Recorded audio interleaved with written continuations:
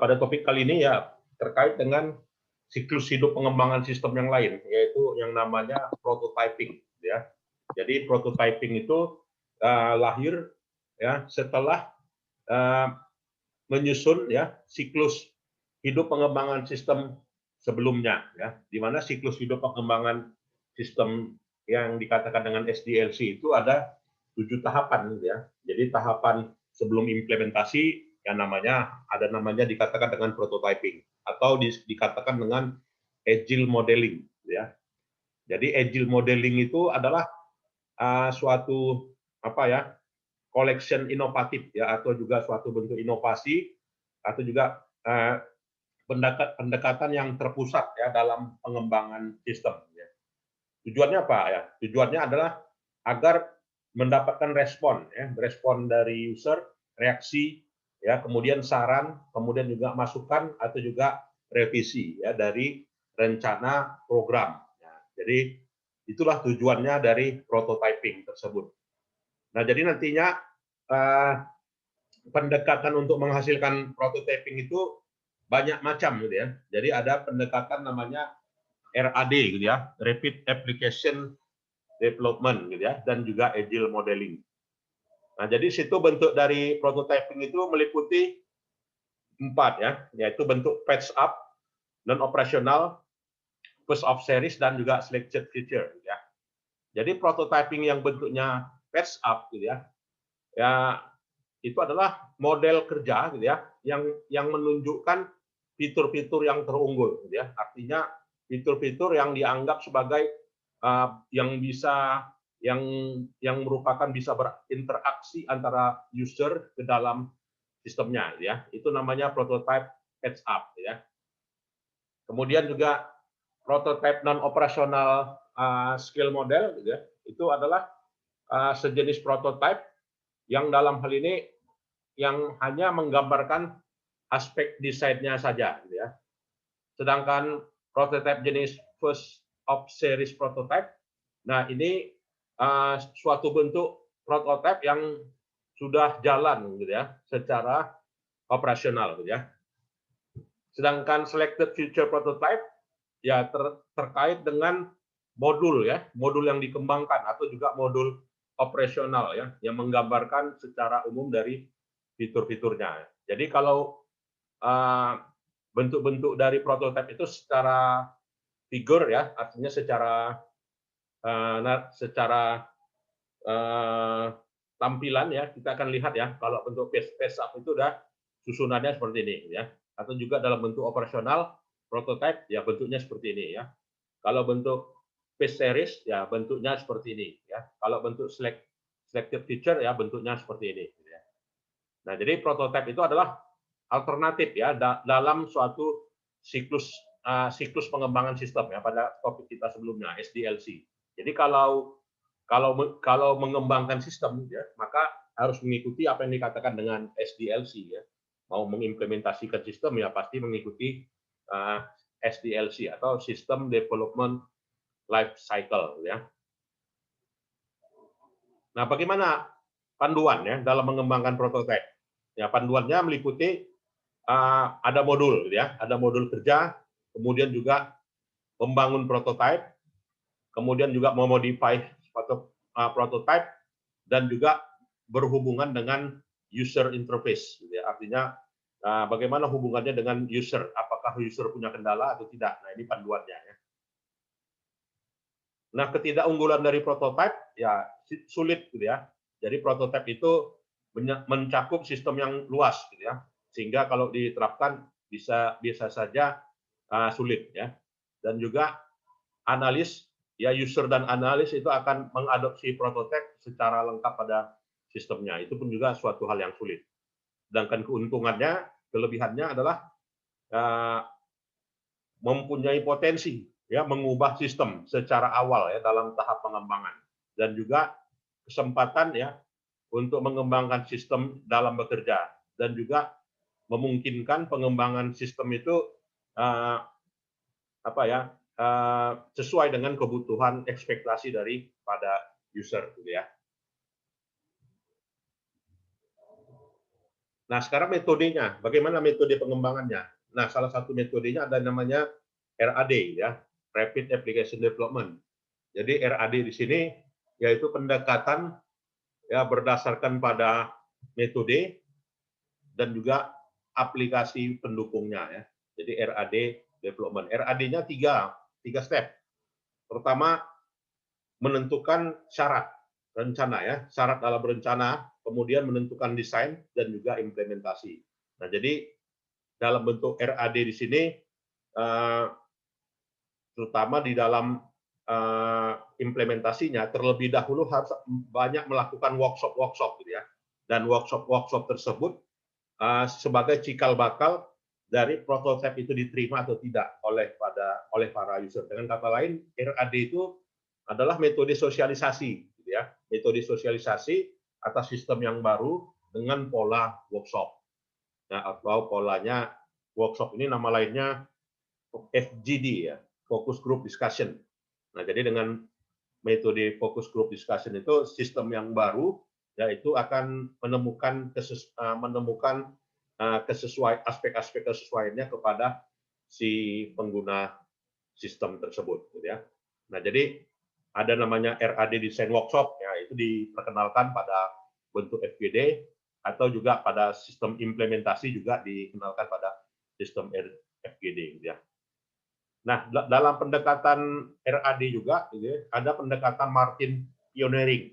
Nah, jadi Martin Pioneering di situ meliputi 4 tahap, yaitu tahap menentukan rencana, kemudian menentukan pengguna, ya, kemudian juga konstruksi, dan juga menentukan titik penting atau disebut dengan cut over.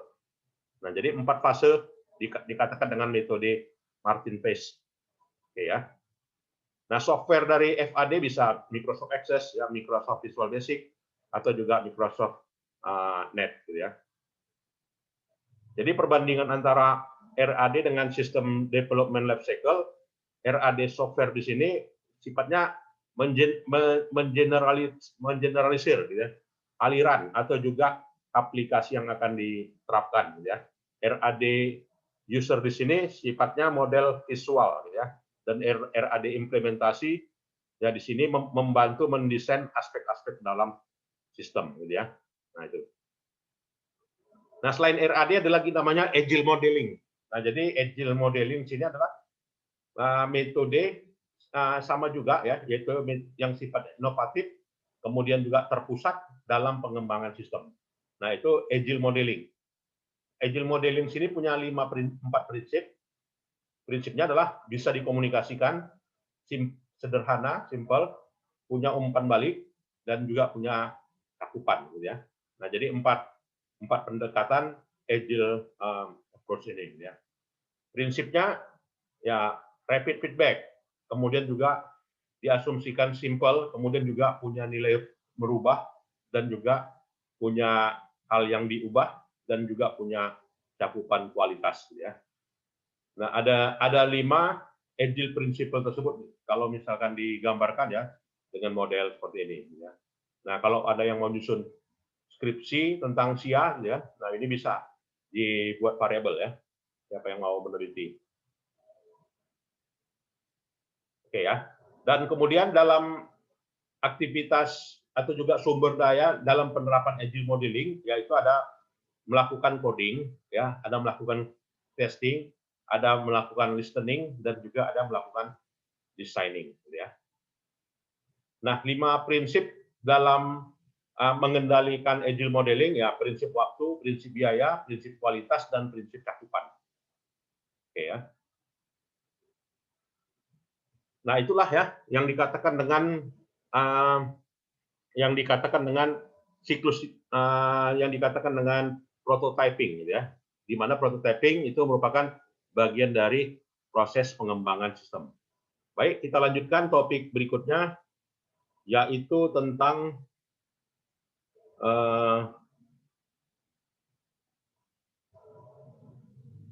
Pak, izin bertanya sebentar boleh nggak? Ya, silakan. Kan tadi ini di bab ini kita ngebahas tentang prototyping, di mana prototyping itu adalah tadi proses dari pengembangan suatu sistem ya, atau suatu sistem sih fokusnya di sini. Ya.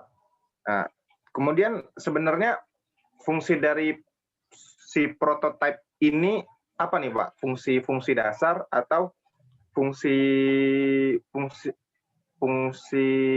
dasar sih dari kita membuat prototype atau si prototype ini sendiri gitu. Ya, kalau dikatakan prototype itu adalah 80%-nya sistem. Jadi bukan lagi 50%, tapi 80%. Artinya sudah jadi bentuk boneka, ya kan? Sudah bentuk, udah jadilah gitu ya. Aplikasi yang disuguhkan ya bukan lagi hanya sekedar analisa kebutuhan, bukan lagi hanya sekedar rancangan ya, atau juga bentuk kode program, tetapi sudah aplikasi yang mau siap luncur.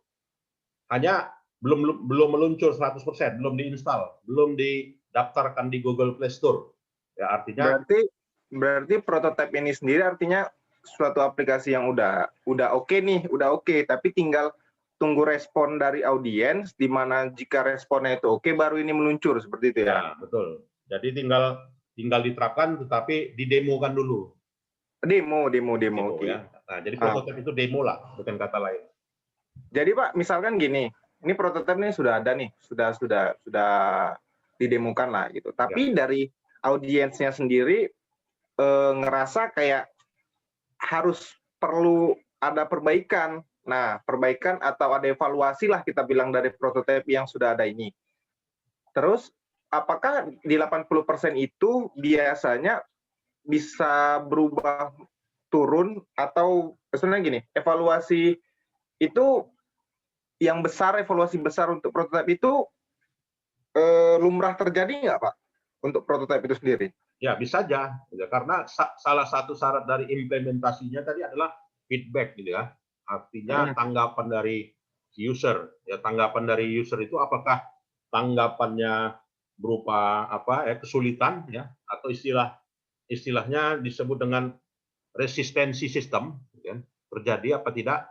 Ya, seandainya kalau rencana prototipe itu menimbulkan resistensi yang besar, ya tentu saja yang bisa diubah kembali. Ya bisa dibalik ke awal kembali, ya. Artinya apa yang dianggap sebagai suatu resistensi itu akan dihilangkan atau juga bisa diperbaiki, tentu saja.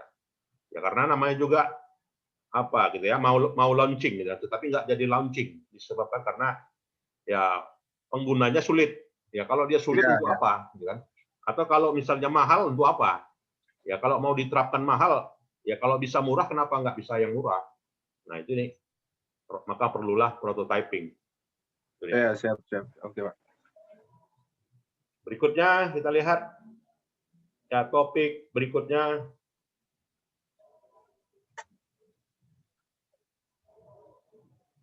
Ya, using data flow diagram. Ya, jadi using data flow diagram adalah membuat diagram aliran data. Nah, jadi membuat diagram aliran data ini adalah atau ini kata orang disebut dengan DFD. Ya, DFD, data flow diagram. Jadi DFD ini sebagai apa? Ya menggambarkan aliran data, bukan menggambarkan aliran dokumen. Jadi sifatnya data flow diagram ini gambaran grafis atau juga karakteristik grafis dalam sebuah sistem bisnis. Nah, sifatnya data flow diagram ini adalah sifatnya adalah menggambarkan input, menggambarkan proses, dan menggambarkan output. Nah, itu ya. Nah, data flow diagram ini itu adalah alat oleh programmer ya dan alat analis sistem. Artinya programmer dan analis sistem itu kalau mau menyederhanakan sistem ya ada alatnya ya. Alatnya namanya ya DFD ya, data flow diagram. Berbeda ya kalau menggambarkan menyederhanakan sistem dengan pendekatan lain, misalnya pendekatan flowchart. Ya pendekatan flowchart kedudukannya sama gitu ya dengan data flow diagram, tetapi data flow diagram itu cenderung menggambarkan aliran data ya, sedangkan flowchart itu cenderung menggambarkan aliran dokumen, satu hal yang berbeda. Kalau bagi akuntan pentingnya yang mana? Ya kalau bagi akuntan pentingnya yang flowchart. Ya karena ya mau menggambarkan aliran dokumen antar departemen. Itu kan ciri khas dari flowchart. Ya, kalau bagi programmer ya orang informatika ya cenderung ya berkepentingan terhadap data flow diagram. Ya, data flow diagram yang menggambarkan aliran data. Ya, tetapi suplemennya adalah flowchart. Ya, flowchart tetap menjadi pelengkap dari menggambar data flow diagram. Nah, jadi sistem yang begitu luas, perusahaan yang punya induk perusahaan dan punya anak perusahaan yang tersebar di berbagai negara bisa tergambar dengan satu lembar saja, yaitu dengan flowchart atau juga dengan data flow diagram. Nah, itu tujuannya. Ya, keuntungannya adalah ya secara teknis bisa bebas si programmer menuangkan ide yang ada di benaknya. Ya, kemudian juga bisa menggambarkan antara satu sistem dengan subsistemnya. Kemudian juga bisa mengkomunikasikan sistem itu ke user dan juga menyusun proposal sistem. Nah, sekarang ada simbolnya. Ada berapa simbol menggunakan data flow diagram? Nah, simbolnya ada 4, yaitu dikatakan dengan simbol square atau disebut dengan simbol external entity, kemudian simbol panah arrow yang menggambarkan aliran data antara satu titik data ke titik data lainnya. Ada juga dalam bentuknya rectangle yang menggambarkan suatu proses. Rectangle itu kan proses. Dan simbol yang keempat adalah penyimpanan data atau yang sifatnya dari proses disimpan ke dalam media penyimpanan yang disebut dengan data store. Simbolnya ini. Silakan kalau ada yang mau bertanya, diskusi.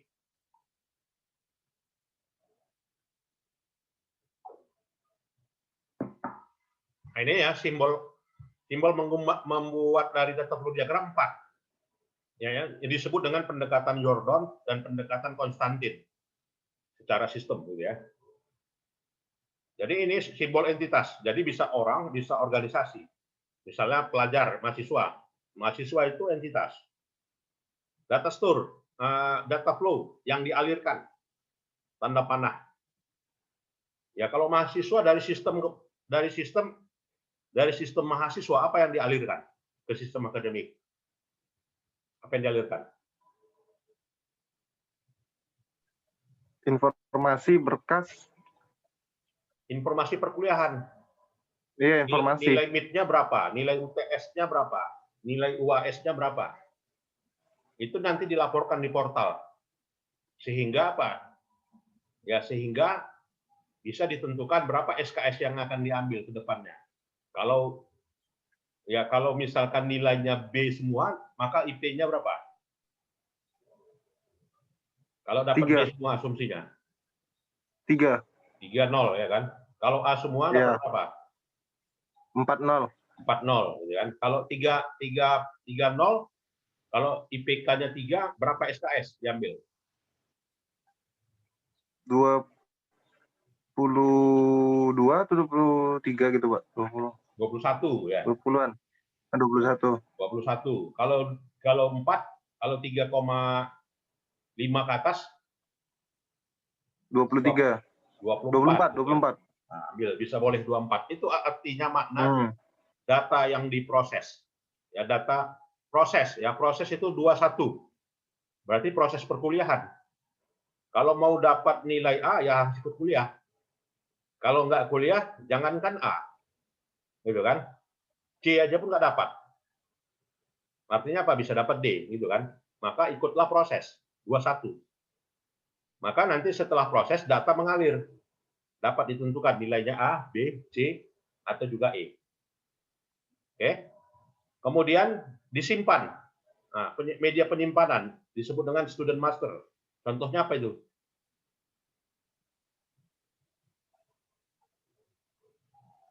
Contohnya student master, media penyimpanan.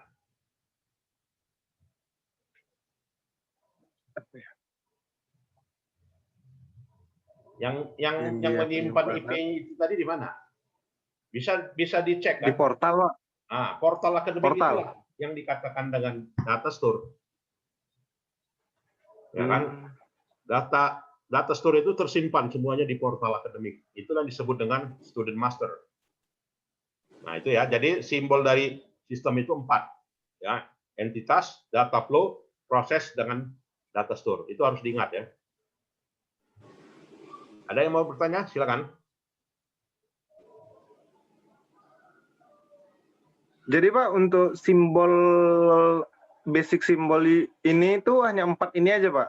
Dari dia entitas, data flow, proses sama apa? Di luar itu ada lagi nggak kira-kira Pak simbol-simbolnya? Nggak ada. Karena kan kalau kayak di flowchart kan segitiga ada untuk apa, segi 4 untuk apa gitu kan. Kalau di flowchart kan ada fungsi-fungsinya kan gitu. Kalau dia flowchart, simbolnya pertama adalah simbol input output simbol.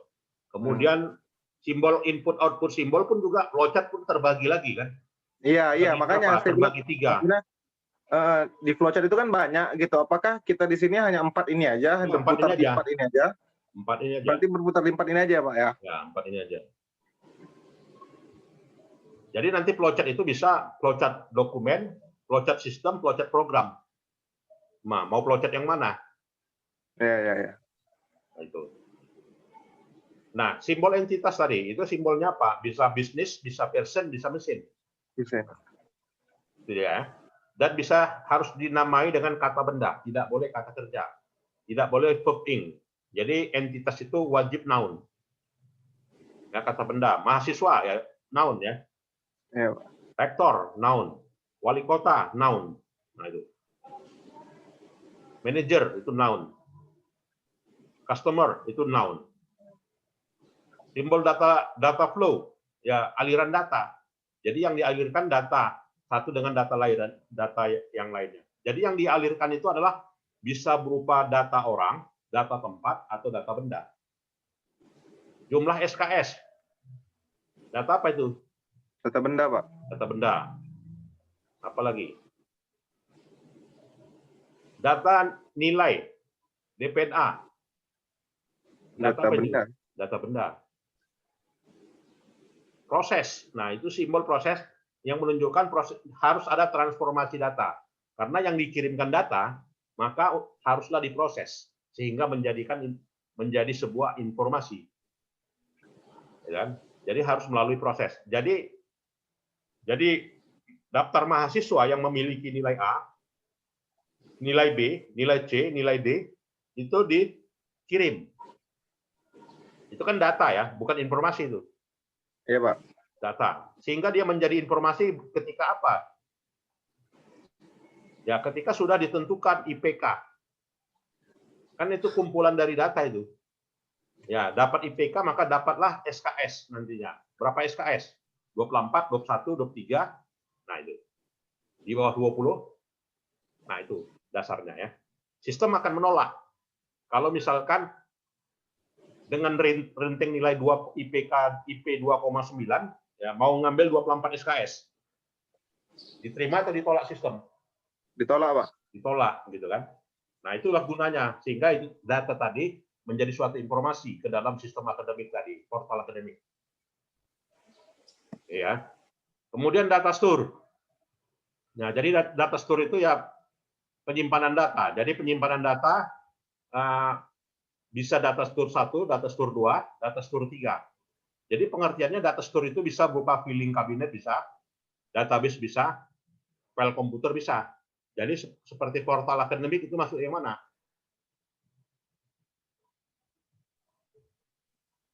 Portal akademik masuk yang mana? Komputer file, Pak. Database. Masuk database ya. Database ya. Karena apa dikatakan definisi dari database di awal pertemuan? Kumpulan dari beberapa file-file yang saling berhubungan dengan beberapa data. Itu harus dikuasai ya definisi data. Nah, kemudian dalam tahapan pengembangan sistem, apa langkah yang pertama? Nah, langkah yang pertama adalah membuat namanya konteks diagram. Jadi jangan langsung ke data flow diagram, tetapi konteks diagram. Apa esensi dari konteks diagram? Ya, konteks diagram menunjukkan hubungan sistem dari internal ke eksternal sistem. Ya, hubungan sistem dari internal ke eksternal. Sistem akademik. Ya, konteks diagramnya kalau dibentuk siapa eksternal, siapa internal sistem akademik. Apa tadi? Portal akademik. Yang mana Eksternalnya internal, yang mana mahasiswa. eksternal? Eksternal mahasiswa. Eksternal mahasiswa, internal Ya, kampus. Internal pihak akademik lah Pak, pihak kampus, staf, dosen. saya mana ada kepentingan di situ? Enggak ada ya Pak? Nggak ada, gitu kan? Karena bagian dari proses. Oh, PSI. Orang PSI. tua, ya orang tua itu kan ingin lihat IPK-nya juga kan, ya. di print. Nah, di print inilah IPK saya selama perkuliahan. Nah, itu adalah pihak eksternal. Pihak internalnya siapa? Mahasiswa kan? Mahasiswa yang menghasilkan nilai. Nah, itu ya. I see. Nah, konteks diagram itu dia 0 ya.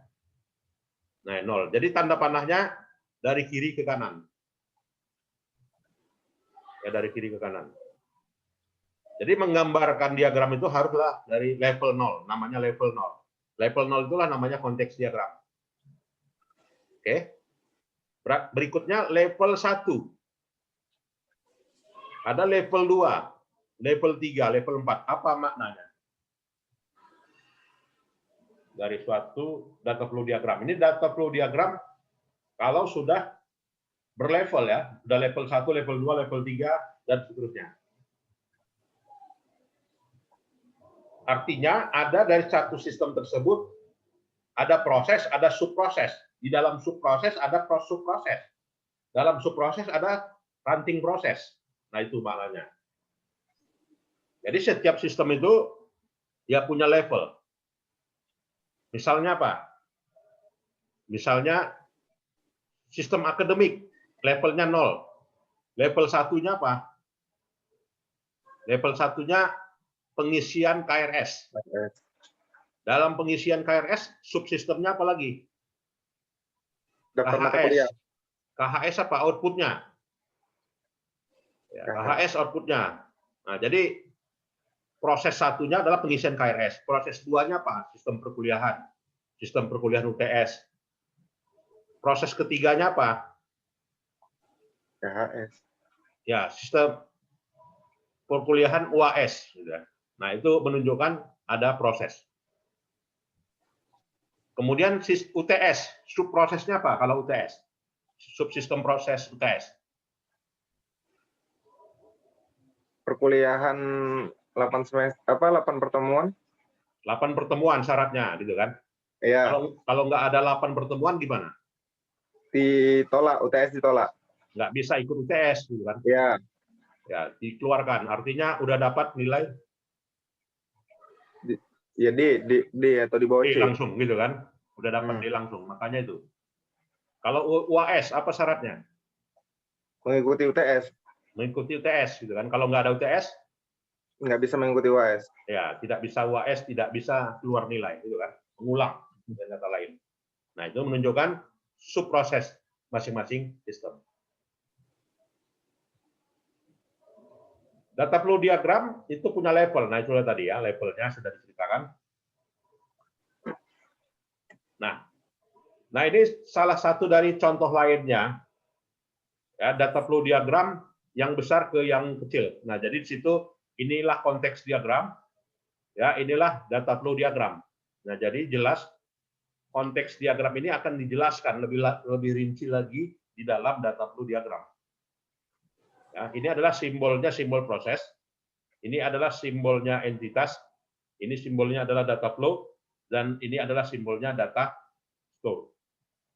Gitu ya. Baik, ini aja sekedar ya. Ada yang mau didiskusikan silakan. Ada?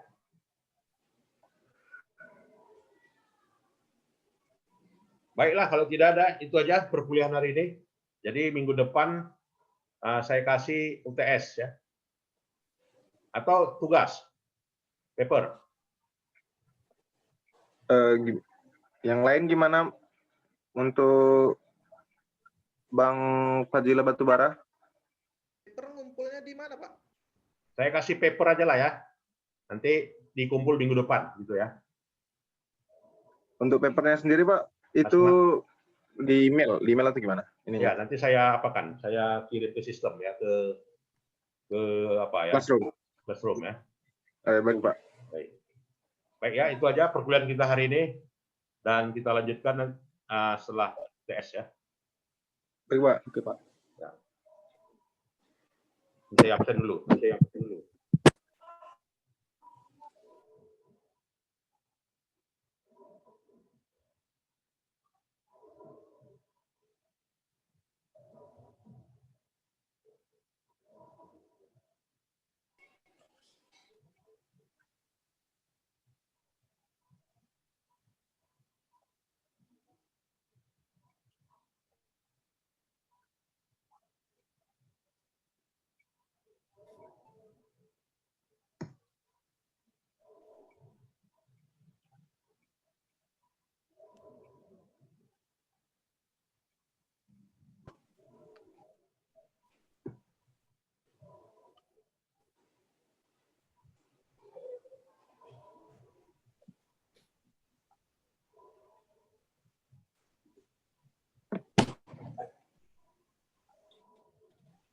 Oke, baiklah, itu aja perkuliahan kita.